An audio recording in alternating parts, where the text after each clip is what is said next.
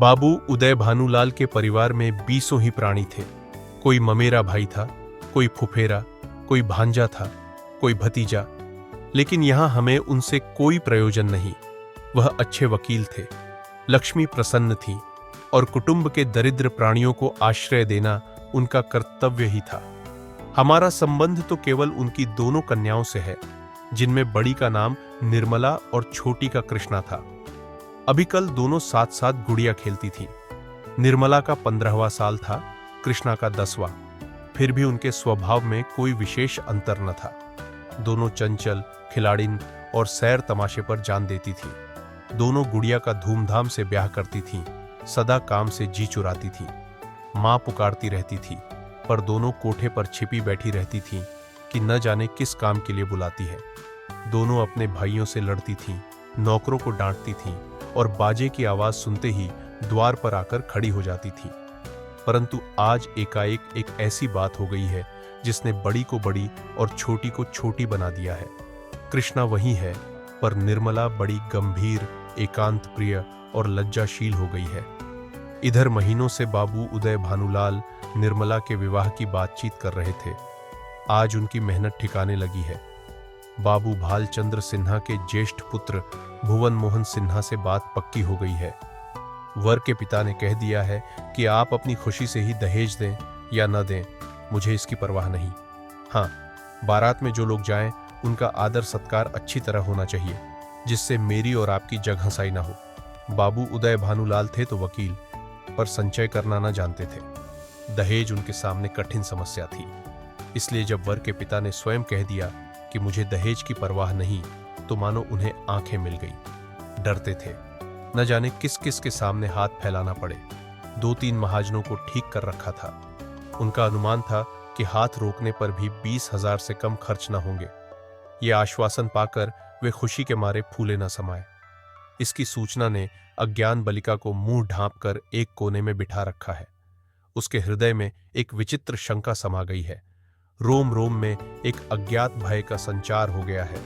न जाने क्या होगा। उसके मन में वे उमंगें नहीं हैं जो युवतियों की आंखों में तिरछी चितवन बनकर, ओंठों पर मधुर हास्य बनकर और अंगों में आलस्य बनकर प्रकट होती है। नहीं, वहां अभिलाषाएं नहीं हैं, वहां केवल शंकाएं, चिंताएं और भीरू कल्पनाएं हैं। यौवन का अभी तक पूर्ण प्रकाश नहीं हुआ है। कृष्णा कुछ कुछ जानती है, कुछ कुछ नहीं जानती। जानती है बहन को अच्छे अच्छे गहने मिलेंगे, द्वार पर बाजे बजेंगे, मेहमान आएंगे, नाच होगा। यह जानकर प्रसन्न है और यह भी जानती है कि बहन सबके गले मिलकर रोएगी, यहां से रोध होकर विदा हो जाएगी। मैं अकेली रह जाऊंगी। यह जानकर दुखी है, पर यह नहीं जानती कि यह किस लिए हो रहा है। माताजी और पिताजी क्यों बहन को इस घर से निकालने को इतने उत्सुक हो रहे हैं? बहन ने तो किसी को कुछ नहीं कहा, किसी से लड़ाई नहीं की। क्या इसी तरह एक दिन मुझे भी ये लोग निकाल देंगे? मैं भी इसी तरह कोने में बैठकर रोऊंगी और किसी को मुझ पर दया ना आएगी। इसलिए वह भयभीत भी है। संध्या का समय था। निर्मला छत पर जानकर अकेली बैठी आकाश की ओर तृषित नेत्रों से ताक रही थी। ऐसा मन होता था, पंख होते तो वह उड़ जाती और इन सारे झंझटों से छूट जाती। इस समय बहुधा दोनों बहनें कहीं सैर करने जाया करती थी। बग्घी खाली न होती तो बगीचे में ही टहला करती, इसलिए कृष्णा उसे खोजती फिरती थी। जब कहीं न पाया तो छत पर आई और उसे देखते ही हंसकर बोली, तुम यहां आकर छिपी बैठी हो और मैं तुम्हें ढूंढती फिरती हूं। चलो, बग्घी तैयार कर आई हूं। निर्मला ने उदासीन भाव से कहा, तू जा, मैं न जाऊंगी। कृष्णा, नहीं मेरी अच्छी दीदी, आज जरूर चलो। देखो कैसी ठंडी ठंडी हवा चल रही है। निर्मला, मेरा मन नहीं चाहता, तू चली जा। कृष्णा की आंखें डबडबा आईं, कांपती हुई आवाज से बोली, आज तुम क्यों नहीं चलती? मुझसे क्यों नहीं बोलती? क्यों नहीं इधर उधर छिपी छिपी फिरती हो? मेरा जी अकेले बैठे बैठे घबराता है। तुम न चलोगी तो मैं भी न जाऊंगी, यहीं तुम्हारे साथ बैठी रहूंगी। निर्मला, और जब मैं चली जाऊंगी तब क्या करेगी? तब किसके साथ खेलेगी और किसके साथ घूमने जाएगी, बता? कृष्णा, मैं भी तुम्हारे साथ चलूंगी, अकेले मुझसे यहां ना रहा जाएगा। निर्मला मुस्कुराकर बोली, तुझे अम्मा न जाने देंगी। कृष्णा, तो मैं भी तुम्हें न जाने दूंगी। तुम अम्मा से कह क्यों नहीं देती कि मैं न जाऊंगी? निर्मला, कह तो रही हूं, कोई सुनता है? कृष्णा, तो क्या यह तुम्हारा घर नहीं है? निर्मला, नहीं, मेरा घर होता तो कोई क्यों जबरदस्ती निकाल देता? कृष्णा, इसी तरह किसी दिन मैं भी निकाल दी जाऊंगी? निर्मला, और नहीं, क्या तू बैठी रहेगी? हम लड़कियां हैं, हमारा घर कहीं नहीं होता। कृष्णा, चंदर भी निकाल दिया जाएगा? निर्मला, चंदर तो लड़का है, उसे कौन निकालेगा? कृष्णा, तो लड़कियां बहुत खराब होती होंगी? निर्मला, खराब ना होती तो घर से भगाई क्यों जाती? कृष्णा, चंदर इतना बदमाश है, उसे कोई नहीं भगाता। तुम तो कोई बदमाशी भी नहीं करती। एकाएक चंदर धम धम करता हुआ छत पर आ पहुंचा और निर्मला को देखकर बोला, अच्छा, आप यहां बैठी हैं? ओहो, अब तो बाजे बजेंगे, दीदी दुल्हन बनेंगी, पालकी पर चढ़ेंगी। ओहो ओहो। चंदर का पूरा नाम चंद्रभानु सिन्हा था। निर्मला से 3 साल छोटा और कृष्णा से 2 साल बड़ा। निर्मला, चंदर, मुझे चिढ़ाओगे तो अभी जाकर अम्मा से कह दूंगी। चंद्र, तो चिढ़ती क्यों हो, तुम भी बाजे सुनना। ओ हो, अब आप दुल्हन बनेंगी। क्यों किशनी, तू बाजे सुनेगी ना? वैसे बाजे तूने कभी ना सुने होंगे। कृष्णा, क्या बैंड से भी अच्छे होंगे?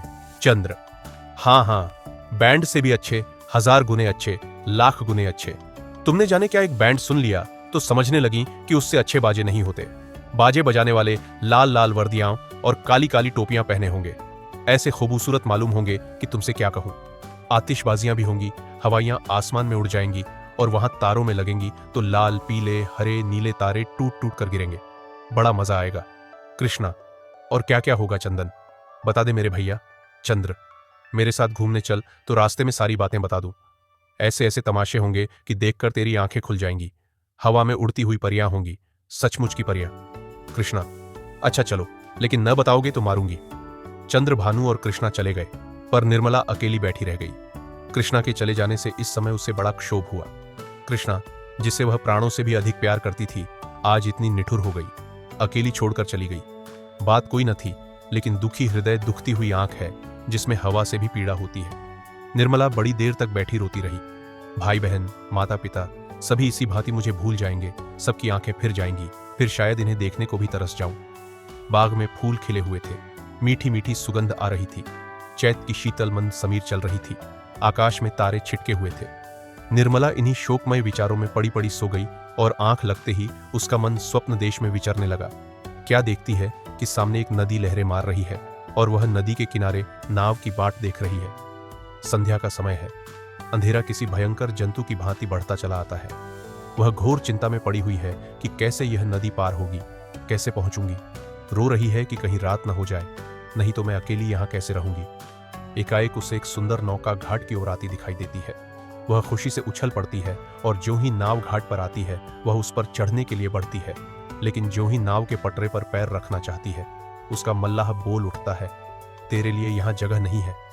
वह मल्लाह की खुशामद करती है, उसके पैरों पड़ती है, रोती है, लेकिन वह यह कहे जाता है, तेरे लिए यहां जगह नहीं है। एक क्षण में नाव खुल जाती है। वह चिल्ला चिल्ला कर रोने लगती है। नदी के निर्जन तट पर रात भर कैसे रहेगी, यह सोच वह नदी में कूदकर उस नाव को पकड़ना चाहती है कि इतने में कहीं से आवाज आती है, ठहरो ठहरो, नदी गहरी है, डूब जाओगी। वह नाव तुम्हारे लिए नहीं है, मैं आता हूं, मेरी नाव में बैठ जाओ, मैं उस पार पहुंचा दूंगा। वह भयभीत होकर इधर उधर देखती है कि यह आवाज कहां से आई। थोड़ी देर के बाद एक छोटी सी डोंगी आती दिखाई देती है। उसमें न पाल है, न पतवार और न मस्तूल। पेंदा फटा हुआ है, तख्ते टूटे हुए, नाव में पानी भरा हुआ है और एक आदमी उसमें से पानी उलीच रहा है। वह उससे कहती है, यह तो टूटी हुई है, यह कैसे पार लगेगी? मल्लाह कहता है, तुम्हारे लिए यही भेजी गई है, आकर बैठ जाओ। वह एक क्षण सोचती है, इसमें बैठूं या न बैठूं। अंत में वह निश्चय करती है, बैठ जाऊं। यहां अकेली पड़ी रहने से नाव में बैठ जाना फिर भी अच्छा है। किसी भयंकर जंतु के पेट में जाने से तो यही अच्छा है कि नदी में डूब जाऊं। कौन जाने नाव पार पहुंच ही जाए। यह सोचकर वह प्राणों को मुट्ठी में लिए हुए नाव पर बैठ जाती है। कुछ देर तक नाव डगमगाती हुई चलती है, लेकिन प्रतिक्षण उसमें पानी भरता जाता है। वह भी मल्लाह के साथ दोनों हाथों से पानी उलीचने लगती है, यहां तक कि उनके हाथ थक जाते हैं, पर पानी बढ़ता ही चला जाता है। आखिर नाव चक्कर खाने लगती है। मालूम होता है अब डूबी, अब डूबी। तब वह किसी अदृश्य सहारे के लिए दोनों हाथ फैलाती है। नाव नीचे जाती है और उसके पैर उखड़ जाते हैं। वह जोर से चिल्लाई और चिल्लाते ही उसकी आंखें खुल गई। देखा तो माता सामने खड़ी उसका कंधा पकड़कर हिला रही थी। बाबू उदय भानुलाल का मकान बाजार बना हुआ है। बरामदे में सुनार के हथौड़े और कमरे में दर्जी की सुइयां चल रही हैं। सामने नीम के नीचे बड़ी चारपाइयां बना रहा है। खपरेल में हलवाई के लिए भट्ठा खोदा गया है। मेहमानों के लिए अलग एक मकान ठीक किया गया है। यह प्रबंध किया जा रहा है कि हर एक मेहमान के लिए एक एक चारपाई, एक एक कुर्सी और एक एक मेज हो। हर 3 मेहमानों के लिए एक एक कहार रखने की तजवीज हो रही है। अभी बारात आने में 1 महीने की देर है, लेकिन तैयारियां अभी से हो रही हैं। बारातियों का ऐसा सत्कार किया जाए कि किसी को जबान हिलाने का मौका न मिले। वे लोग भी याद करें कि किसी के यहां बारात में गए थे। पूरा मकान बर्तनों से भरा हुआ है। चाय के सेट हैं, नाश्ते की तश्तरियां, थाल, लोटे, गिलास। जो लोग नित्य खाट पर पड़े हुक्का पीते रहते थे, बड़ी तत्परता से काम में लगे हुए हैं। अपनी उपयोगिता सिद्ध करने का ऐसा अच्छा अवसर उन्हें फिर बहुत दिनों के बाद मिलेगा। जहां एक आदमी को जाना होता है, 5 दौड़ते हैं। काम कम होता है, हुल्लड़ अधिक। जरा जरा सी बात पर घंटों तर्क वितर्क होता है और अंत में वकील साहब को आकर निर्णय करना पड़ता है। एक कहता है यह घी खराब है, दूसरा कहता है इससे अच्छा बाजार में मिल जाए तो टांग की राह से निकल जाऊं। तीसरा कहता है इसमें तो हीक आती है। चौथा कहता है तुम्हारी नाक ही सड़ गई है, तुम क्या जानो घी किसे कहते हैं। जब से यहाँ आए हो घी मिलने लगा है, नहीं तो घी के दर्शन भी ना होते थे। इस पर तकरार बढ़ जाती है और वकील साहब को झगड़ा चुकाना पड़ता है। रात के 9 बजे थे। उदय भानुलाल अंदर बैठे हुए खर्च का तखमीना लगा रहे थे। वह प्राय रोज ही तखमीना लगते थे, पर रोज ही उसमें कुछ न कुछ परिवर्तन और परिवर्धन करना पड़ता था। सामने कल्याणी भौहें सिकोड़े हुए खड़ी थी। बाबू साहब ने बड़ी देर के बाद सिर उठाया और बोले 10,000 से कम नहीं होता, बल्कि शायद और बढ़ जाए। कल्याणी 10 दिन में 5 से 10,000 हुए, 1 महीने में तो शायद 1 लाख नौबत आ जाए। उदय भानु क्या करूं, जग हंसाई भी तो अच्छी नहीं लगती। कोई शिकायत हुई तो लोग कहेंगे नाम बड़े दर्शन थोड़े। फिर जब वह मुझसे दहेज 1 पाई नहीं लेते तो मेरा भी कर्तव्य है कि मेहमानों के आदर सत्कार में कोई बात उठा न रखूं। कल्याणी जब से ब्रह्मा ने सृष्टि रची तब से आज तक कभी बारातियों को कोई प्रसन्न नहीं रख सकता। उन्हें दोष निकालने और निंदा करने का कोई न कोई अवसर मिल ही जाता है। जिसे अपने घर सूखी रोटियां भी मयस्सर नहीं, वह भी बारात में जाकर तानाशाह बन बैठता है। तेल खुशबूदार नहीं, साबुन टके सेर का जाने कहां से बटोर लाए। कहार बात नहीं सुनते, लालटेनें धुआं देती हैं। कुर्सियों में खटमल है, चारपाइयां ढीली हैं, जनवासे की जगह हवादार नहीं। ऐसी ऐसी हजारों शिकायतें होती रहती हैं। उन्हें आप कहां तक रोकिएगा।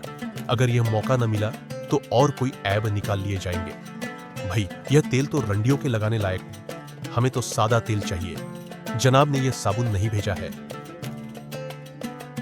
अपनी अमीरी की शान दिखाई है, मानो हमने साबुन देखा ही नहीं। ये कहार नहीं यमदूत हैं, जब देखिए सिर पर सवार। लालटेनें ऐसी भेजी हैं कि आंखें चमकने लगती हैं। अगर 10-5 दिन इस रोशनी में बैठना पड़े तो आंखें फूट जाएं। जनवासा क्या है, अभागे का भाग्य है जिस पर चारों तरफ से झोंके आते रहते हैं। मैं तो फिर यही कहूंगी कि भारतीयों के नखरों का विचार ही छोड़ दो। उदय भानु तो आखिर तुम मुझे क्या करने को कहती हो। कल्याणी कह तो रही हूं, पक्का इरादा कर लो कि मैं 5,000 से अधिक न खर्च करूंगा। घर में तो टका है नहीं, कर्ज ही का भरोसा ठहरा। तो इतना कर्ज क्यों ले कि जिंदगी में अदा न हो। आखिर मेरे और बच्चे भी तो हैं, उनके लिए भी तो कुछ चाहिए। उदय भानु तो आज मैं मरा जाता हूं। कल्याणी जीने मरने का हाल कोई नहीं जानता। कल्याणी इसमें बिगड़ने की तो कोई बात नहीं, मरना एक दिन सभी को है। कोई यहां अमर होकर थोड़े ही आया है। आंखें बंद कर लेने से तो होने वाली बात न टलेगी। रोज आंखों देखती हूं, बाप का देहांत हो जाता है, उसके बच्चे गली गली ठोकरें खाते फिरते हैं। आदमी ऐसा काम ही क्यों करे। उदय भानु ने झलकर कहा, जो अब समझ लूं कि मेरे मरने के दिन निकट आ गए, यही तुम्हारी भविष्यवाणी है। सुहाग से स्त्रियों का जी ऊबते नहीं सुना था, आज यह नई बात मालूम हुई। रंडापे में भी कोई सुख होगा ही। कल्याणी तुमसे दुनिया की कोई भी बात कही जाती है तो जहर उगलने लगते हो, इसलिए न कि जानते हो इसे कहीं टिकना नहीं है। मेरी ही रोटियों पर पड़ी हुई है या और कुछ। जहां कोई बात कही बस सिर हो गए, मानो मैं घर की लौंडी हूं। मेरा केवल रोटी और कपड़े का नाता है। जितना ही मैं दबती हूं तुम और भी दबाते हो। मुफ्तखोर माल उड़ाए, कोई मुंह न खोले। शराब कबाब में रुपए लुटे, कोई जबान न हिलाए। वे सारे कांटे मेरे बच्चों ही के लिए तो बोए जा रहे हैं। उदय भानुलाल तो मैं क्या तुम्हारा गुलाम हूं। कल्याणी तो क्या मैं तुम्हारी लौंडी हूं? उदय भानुलाल, ऐसे मर्द और होंगे जो औरतों के इशारों पर नाचते हैं। कल्याणी, तो ऐसी स्त्रियों भी होंगी जो मर्दों की जूतियां सहा करती हैं। उदय भानुलाल, मैं कमा कर लाता हूं, जैसे चाहूं खर्च कर सकता हूं, किसी को बोलने का अधिकार नहीं। कल्याणी, तो आप अपना घर संभलिए। ऐसे घर को मेरा दूर ही से सलाम है जहां मेरी कोई पूछ नहीं। घर में तुम्हारा जितना अधिकार है उतना ही मेरा भी, इससे जौ भर भी कम नहीं। अगर तुम अपने मन के राजा हो तो मैं भी अपने मन को रानी हूं। तुम्हारा घर तुम्हें मुबारक रहे। मेरे लिए पेट की रोटियों की कमी नहीं है। तुम्हारे बच्चे हैं, मारो या जिलाओ, न आंखों से देखूंगी न पीड़ा होगी। आंखें फूटी, पीर गई। उदय भानु, क्या तुम समझती हो कि तुम न संभालेगी तो मेरा घर ही न संभलेगा? मैं अकेले ऐसे ऐसे 10 घर संभाल सकता हूं। कल्याणी, कौन? अगर आज के महीने दिन मिट्टी में न मिल जाए तो कहना कोई कहती थी। यह कहते कहते कल्याणी का चेहरा तमतमा उठा। वह झमक कर उठी और कमरे के द्वार की ओर चली। वकील साहब मुकदमे में तो खूब मीन मेख निकालते थे, लेकिन स्त्रियों के स्वभाव का उन्हें कुछ यूं ही सा ज्ञान था। यही एक ऐसी विद्या है जिसमें आदमी बूढ़ा होने पर भी कोरा रह जाता है।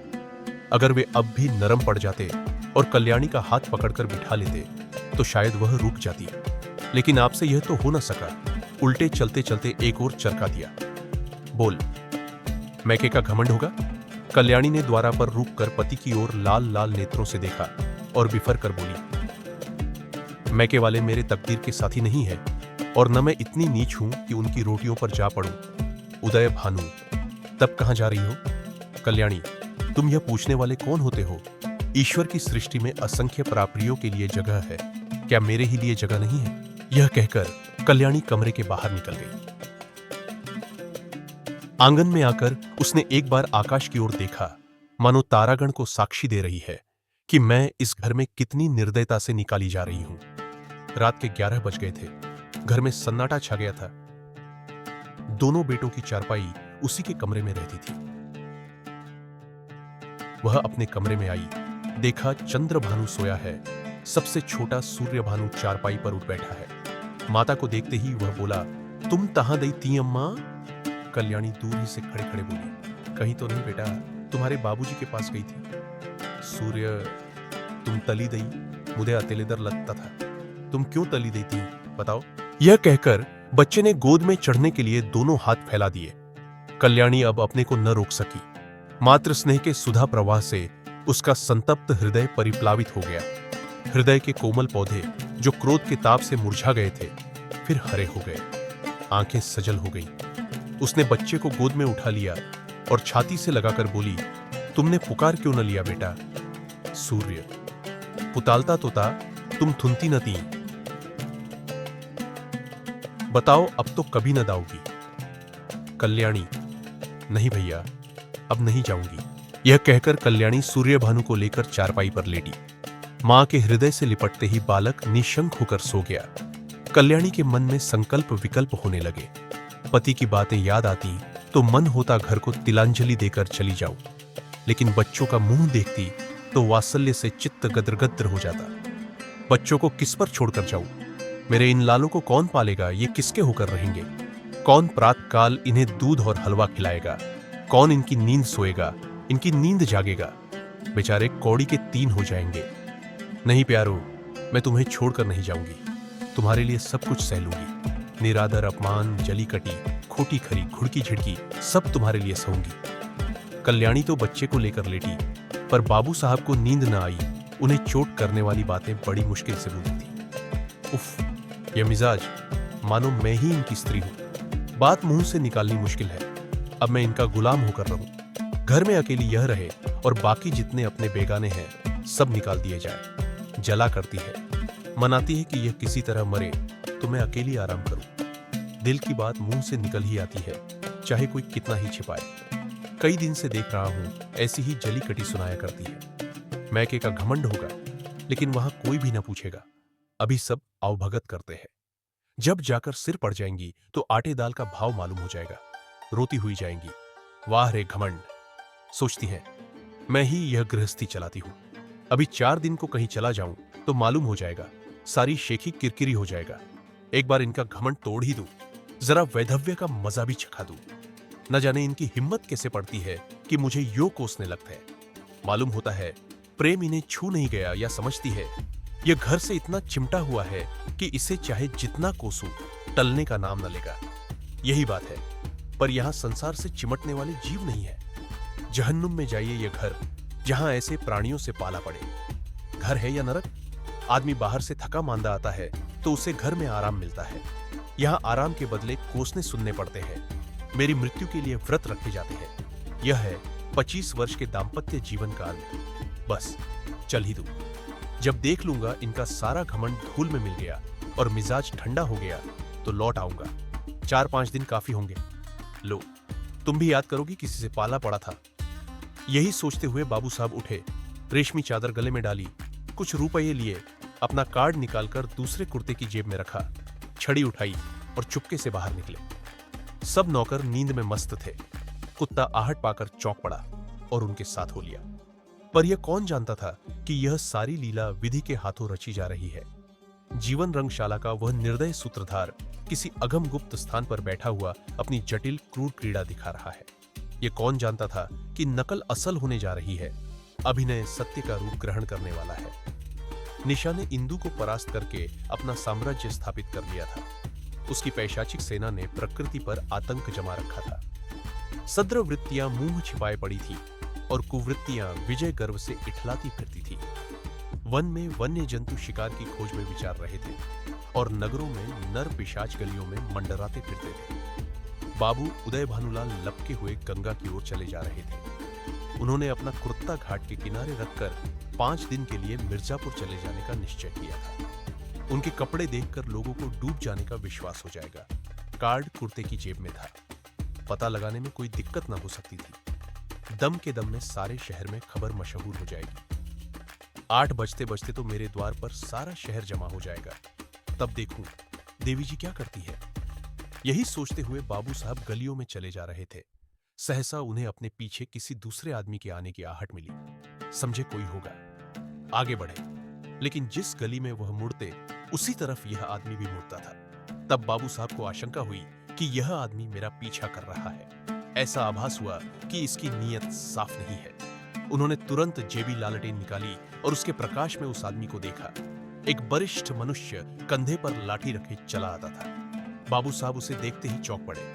यह शहर का छठा हुआ बदमाश था। 3 साल पहले उस पर डाके का अभियोग चला था। उदय भानु ने उस मुकदमे में सरकार की ओर से पैरवी की थी और इस बदमाश को 3 साल की सजा दिलाई थी। सभी से वह इनके खून का प्यासा हो रहा था। कल ही वह छूट कर आया था। आज दैवात साहब अकेले रात को दिखाई दिए तो उसने सोचा ये इनसे दांव चुकाने का अच्छा मौका है। ऐसा मौका शायद ही फिर कभी मिले। तुरंत पीछे हो लिया और वार करने की घाती में था कि बाबू साहब ने जेबी लालटेन जलाई। बदमाश जरा ठिठक कर बोला, क्यों बाबूजी पहचानते हो? मैं हूं मतई। बाबू साहब ने डपट कर कहा, तुम मेरे पीछे पीछे क्यों आ रहे हो? मतई, क्यों? किसी को रास्ता चलने की मनाही है। यह गली तुम्हारे बाप की है। बाबू साहब जवानी में कुश्ती लड़े थे। अब भी हृष्ट पुष्ट आदमी थे। दिल के भी कच्चे न थे।